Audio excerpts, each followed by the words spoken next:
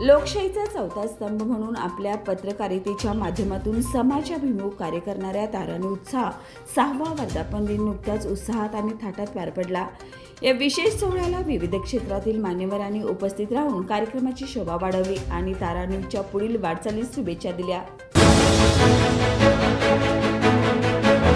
आजपासून महाराष्ट्रात मान्सूनचं आगमन झाले, मात्र गेल्या आठवडाभरापासून पडत असलेल्या मान्सून पूर्व पावसाने जनजीवन विस्कळीत झाले। कोल्हापूर जिल्ह्यातील पावसाची दमदार बॅटिंग सुरू आहे, त्यामुळे नद्यांच्या पाणी पातळीत वाढ झाली आहे। जिल्हा प्रशासनाकडून सूचना जारी करण्यात आल्यात।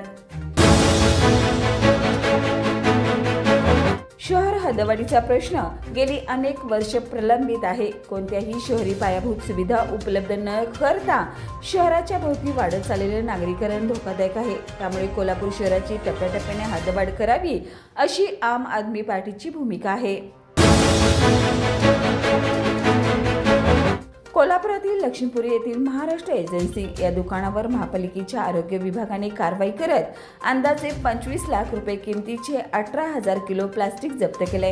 ही कारवाई प्रशासक के मंजुलक्ष्मी व अतिरिक्त आयुक्त राहुल रोकडे यांच्या मार्गदर्शनाखाली करण्यात आली। सिद्धनेरली तालुका कागल येथे वैद्यकीय शिक्षण मंत्री हसन मुश्रीफ यांचा जाहीर सत्कार करण्यात आलाय। यावेळी भावनिक उद्गार व्यक्त करत त्यांनी सांगितले की सर्वसामान्यांच्या आशीर्वादाची शिदोरी आयुष्यभर पुरेल। महात्मा फुले आरोग्य योजनेतून आता कोल्हापूरमध्येच ऑपरेशन होणार असल्याचंही त्यांनी स्पष्ट केलं। शक्तीपीठ महामार्ग कागल तालुक्यातून जाणार नाही यासाठी प्रयत्न करणार असल्याचंही ते म्हणाले। पुण्यश्लोक छत्रपती शिवाजी महाराज यांच्या तिथीनुसार राज्याभिषेक दिन साजरा करण्याच्या मुद्द्यावरून भिडे गुरुजींवर एका खाजगी चॅनलवर झालेल्या चर्चेत दिलीप सावंत यांनी वापरलेल्या अपमानास्पद भाषेचा निषेध करण्यासाठी रविवारी धारककर यांनी कोल्हापुरातील शिवाजी पेठेत सावंतांच्या घरी धाव घेतली। मात्र तो राजवाडा पोलीस ठाण्यात गेलेला असल्याने धारककर यांनी तेथे जाऊन तक्रार दाखल केली।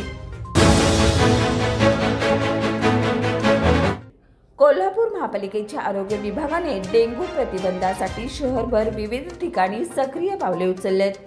गांधी मैदान परिसरात औषध व धूर फवारणी करण्यात आले।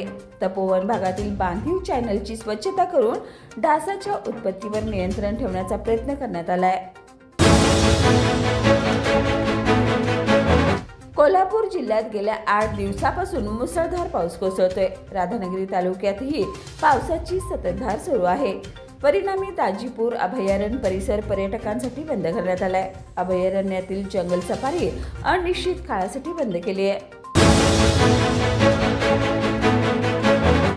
पन्हाळगडावर पर्यटन हंगाम सुरू असतानाही प्रवासी कर वसुली ठिकाणी मूलभूत सुविधा नाहीत। भर पावसात नगर परिषदेचे कर्मचारी छत्री रेनकोट असूनही भिजून काम करत आहेत।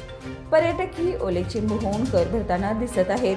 पास व पैसे दोघेही पावसात भिजत असून नाराजीचा सूर उमटत आहे। वळव्याच्या पावसाने तळ ठोकल्यामुळे या ठिकाणी कर्मचाऱ्यांचे पर्यटकांचे हाल होताना दिसतात। ताराबाई रोडवरील सरस्वती टॉकीज समोरील चौकात महापालिकेच्या अतिक्रमण विभागाने कारवाई करत सर्व अतिक्रमणे हटवलेत। कारवाई दरम्यान हातगाडी धारकांनी गाड्यांसमोर आडवे पडून विरोध केला, तसेच परिसरातील युवकांनी आक्रमक प्रतिक्रिया दिली आहे। तरीही कारवाई पूर्ण करत चौक मोकळा करण्यात आलाय।